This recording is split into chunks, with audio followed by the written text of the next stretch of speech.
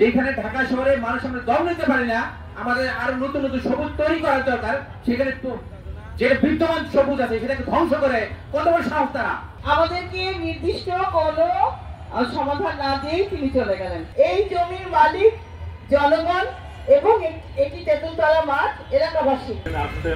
আমরা তাদের সাথে ছাত্রদের সাথে আছি, মহল্লাবাসী এলাকাবাসীরা পাই সেই অবস্থা করার জন্য আমরা সবাইকে নিয়ে মেয়র ছিল, উনি বললেন যে আমি এটা করবোই, পারলে কিছু করেন।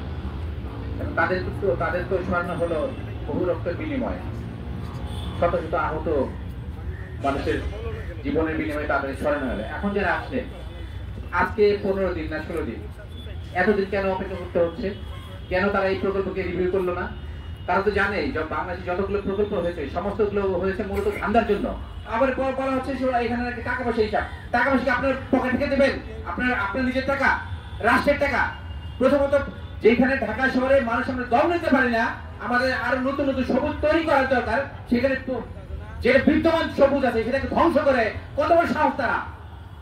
যারা বলছে তারা বলছে, আপনারা এখন এই দৃশ্যটা দেখাচ্ছেন কেন? এটা কন্টিনিউ করার জন্য এতদিন কেন ইচ্ছে বাচ্চা ছেলেদেরকে এখানে এরকম অবস্থান করতে হবে দিন রাত? বাচ্চা ছেলেগুলো অসুস্থ হয়ে যাচ্ছে।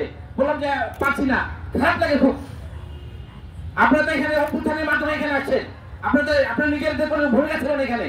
এবং এই অভ্যুত্থানের পিছনে এরকম পরিবেশ হাজার হাজার মানুষের নানা রকম ত্যাগ দিতে আছে। আপনাদের বোঝা উচিত কেন আজকে প্রভাতী সঙ্গে তাদেরকে এখানে আসতে হবে। এই বাচ্চারা কেন এখানে এই অবস্থায় এখানে দিনের পর দিন এখানে অবস্থান করবেন? মনে হলো যেন আমরা কোন ভগবানের সামনে দাঁড়িয়েছি। উনি এমন একটা হামবড়া ভাব নিয়ে দাঁড়িয়েছেন যে মাথা নাড়বেন না, মাথা নাড়লে চলে যাব, কথা বলবেন না, কথা বললে চলে যাব, অমুক করবেন না, অমুক করলে চলে যাব, এবং অবশেষে উনি চলে গেলেন। আমাদেরকে নির্দিষ্ট কোনো সমাধান না দিয়েই তিনি চলে গেলেন। আসলে ওনারা আসলেই সমাধান দিবেন কিনা সেটা একটু দুর্বোধ্য বিষয়। সমাধান ওনারা দিতে পারবেন কিনা, তাদের ক্ষমতা কতটুকু বা ইচ্ছে কতটুকু আছে সেটা নিয়ে ভীষণ সন্দেহ আছে আমার। এই যে কমিশনার যখন উনি বললেন আমাকে যে আমি তো নতুন এসেছি, আমি কিছু জানি না, আমি দেখছি কোথায় কাগজ আছে এবং আমি আপনাকে 2 দিনের মাথায় আপনাকে কাগজ দিচ্ছি। 2 দিনের মাথায় উনি সাইনবোর্ড টানিয়ে দিলেন, এর মধ্যে উনি সবকিছু জেনে গেলেন।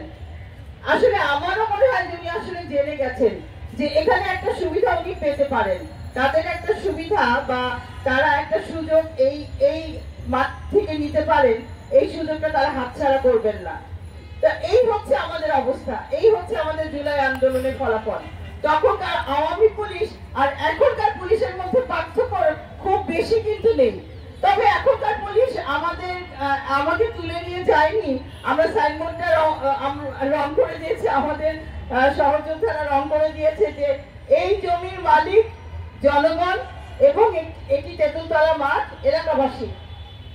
সংবাদ, ফিচার ও অনুষ্ঠানের জন্য ভিজিট করুন সংবাদ প্রকাশের ওয়েবসাইট এবং যুক্ত থাকুন ফেসবুক পেজ ও ইউটিউব চ্যানেলের সঙ্গে।